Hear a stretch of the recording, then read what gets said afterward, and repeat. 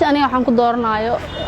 shirkoodan iska jeclaa odayaasha aniga oo heli kara oday 80 jir dheemanka lagu yeeyo ku dhex jiro ma heli doono wiil 20 jir qalanjadan quruxda badan u jeedaan xoolaheeda waxa iska leenin oday oo 80 jir fadlan muuqaalka ii sheer garay galmudug waxa iska soo daba dhacaya dhacdooyinka cajiibka ah ee laga soo warinayay deegaanadaasi haddii aad maqli jirtay gabar lagu qasbay oday ama nin da ah in ay guursato daawada waxaan hadda ku hayaa gabar iyadu dalbanaysa nin da ahaan ka weyn oo ciroolo ah si ay nolosha ula qaybsato gabdhaha hadda muuqaalkan daawanaya aniga waxay ila tahay inaan ka aqli badanahay sababtoo ayka habeen walba dhooc 20 jir la hadlaan oo ciyaalsiya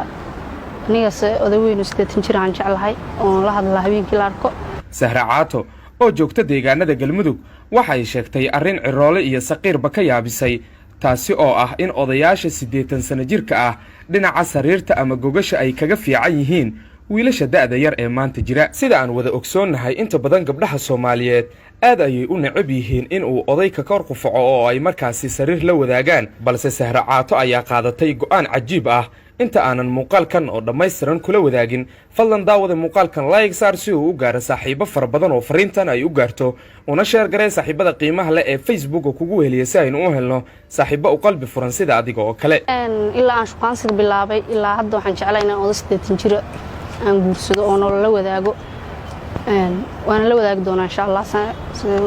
rajaynayo aniga jimco walba odayga 80 sano jir waan wada lahaay beer dalxiisan tagi lahayn sawiraan soo wada gali lahayn aniga odayga 80 sano jir oo hadii aan guursado magaalada afkas waa qacanta ku dhigan la mar laasash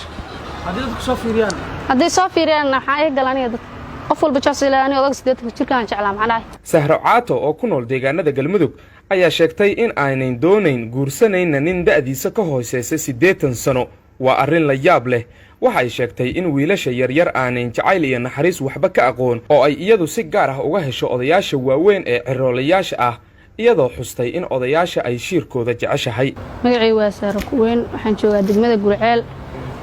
waxaana gabadh ugu caateysan degmada Gurceel mustaqbalka waxaan jeclaan lahay nin oday 80 jir inaan guursado aniga odayaashu way naxariis badan yihiin dhan walba way ku fiican yihiin odayaashu wax garad waaye dhooc 20 jir oo aniga ugu faca ma doonayo Soomaalida hore wuxuu ugu mahmaaday naag ninkii dhali kara dhaqi kara halka odaga 80 jirka kama suurtagelayso inuu inta ku soo waco oo ku dhaho naaskaada ay tusi iyo kilkiladaada ay tusi iyo futadaada ay tusi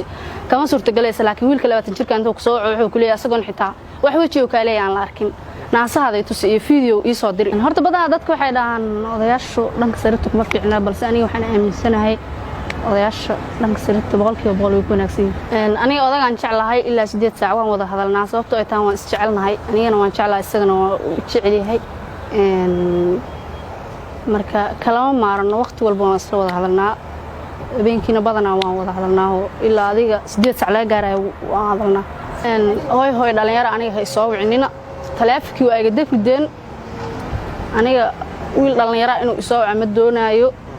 halka oday 80 jirka oo jecelaha iga badan aniga oo heli kara oday 80 jir dheemanka lagu yeeyo ku dhex jiro ma heli doono wiil 20 jir qalanjadan quruxda badan u jeedaan xoolaheeda waxa iska leenin oday oo 80 jir fadlan muuqaalka ii sheer garay